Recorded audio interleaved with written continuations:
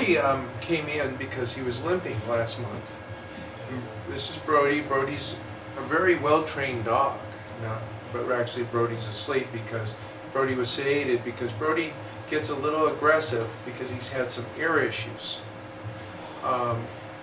He gets his ears, he has had his ears treated several times and he just hates it here, wouldn't you?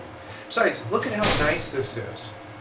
Look at how nice this is. Wouldn't you rather be laying on an x-ray machine, sleeping like this, and enjoying the vet visit instead of being all stressed out and stretched every which way to take an x-ray? So if your animal gets sedated for an x-ray, this is what they're like when they're on the x-ray table. So don't think that it's not dangerous. It costs a little more, true, but we always like to think about doing it because I would rather be sedated. I remember I went in the hospital one time and I dislocated a shoulder, and they took 4 or 5 hours, or maybe 6, to sedate me, so they could take pictures of my shoulder, and it was like the most intense pain I've ever had. We're nicer to our animals. We sedate them right away, and we take an X-ray. So if your dog had a big swelling like that, you would look for wounds all around the leg. You'd squeeze the carpus back and forth. That's the wrist. You'd look between the toes for stickers. Look underneath the foot for stickers. You'd feel for heat. You squeeze the area of the leg to see if there's really a lot of pain, because if it's that swollen, there's a possibility there could be a break. You can move the elbow above it and the wrist below it. Well, it doesn't seem to be in the elbow or the wrist, and it's right in the bone. There's no wounds. It's not an infection.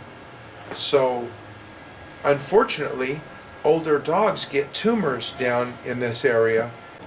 So, this was an x-ray we took a month ago, and I just want to show you the differences. Here's the bone, and here's the wrist. Here's the fingers of the paw, the toes, not the fingers. And you can see this is a big whitish swelling here.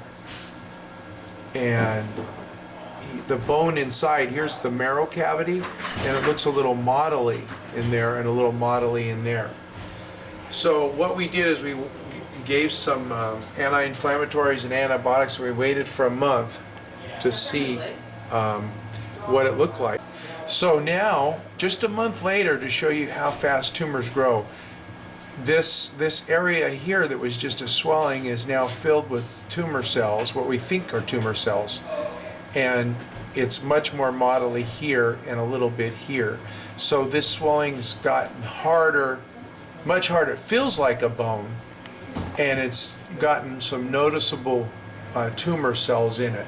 So I did put a needle into this area and sucked a couple of those cells out so we can see if those are tumor cells or not. So Robin's going to give the antidote to the sedative right into the muscle there.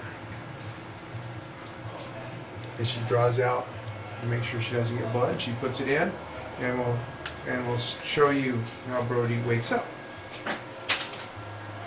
And for those of you that study veterinary medicine, we're using the antidote is Antidote, and the sedative is dextromethorphan.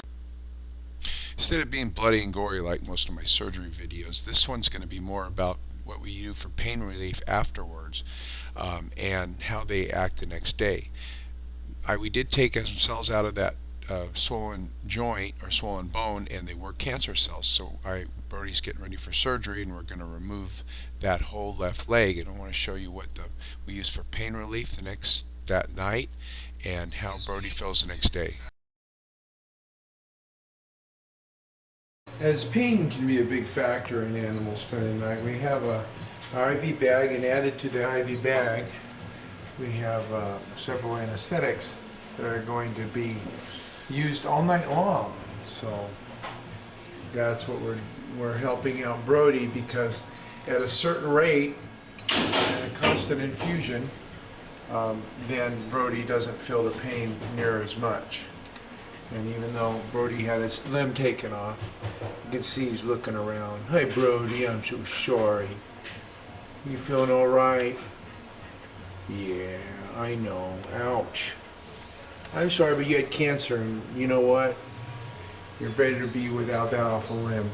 So Brodie has about anywhere from 4 months to, it's 10% curative to take off the limb like we did, and the mean survival time is about 6 months. So you can see the incision. There's the incision after surgery. It's like a big L. And we've already covered. And he's whining just a little bit, but with the infusion, pain infusion, constant through the night, along with a patch on his foot. So we use a pain patch on his foot, and that's what that thing is. It's a pain patch, and that's going to put fentanyl into his system. Now, when he got up, he did cause him a little pain, so he's just got a little whimper. It's impossible to take all the pain away, but except with the constant infusion and with the pain patch, we're hoping to keep him out of pain. Good night, Brodie. Sleep tight. Here's the day after surgery, and Brodie's out in our little exercise area. Probably gonna run away from me. As you can see, it's a pretty big incision, and it's not. As you can see, Brodie's walking along.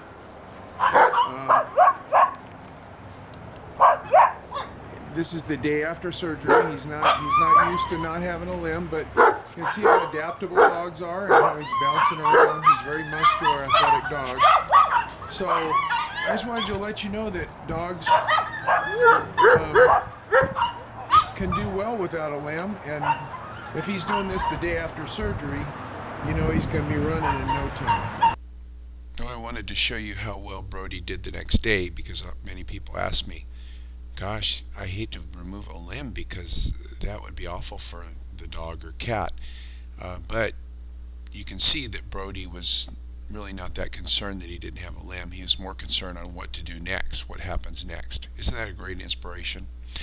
If you want to see how the surgery for removing a limb like this, there's a video where I remove a cat's leg, and it's exactly the same surgery except for it's much smaller.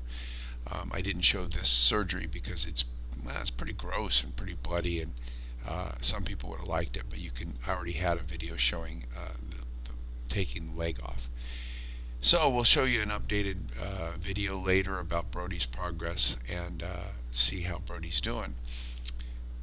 If you haven't done it or want to learn more about feeding your dog a better diet, I just get more and more people all over the world that are emailing me about the dog dish diet and slow cooking for their dogs with all the recalls and potential toxins and cancer like this.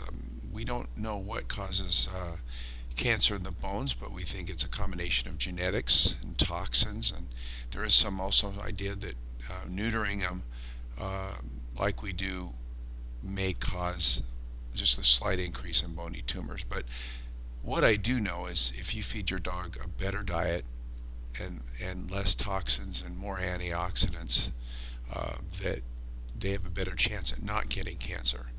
So I slow cook for my dogs. I feed them slow cooked chicken and vegetables or potatoes. I feed them sardines. I feed them eggs. You can make an easy crock pot recipe with just eggs and vegetables.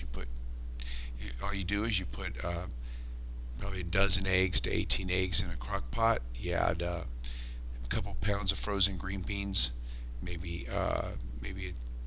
6 ounces of baby carrots, and you let it slow cook for 6 hours, and you mix it up, and many dogs just love that. That's eggs and green beans. So that's kind of the stuff I do. The books The book Dog Dish Diet is not all about home cooking. It's about avoiding grains. It's about why we feed the dogs the way we do. And Feed Your Pet to Avoid the Vet is about slow cooking. And why I always have these little commercials is, sure, I like to sell my stuff. I mean, who doesn't these days? But what I really like, what I'm really passionate about, is I see how much it's helped many dogs and cats. Even though in Feed Your Pet to Avoid the Vet, I talk about nutrition for cats. So that's what's most important to me. That in my life, I help to help many animals, and this is just another way to do that besides my hands-on practice. But anyway, enough of that, and you guys have a great day.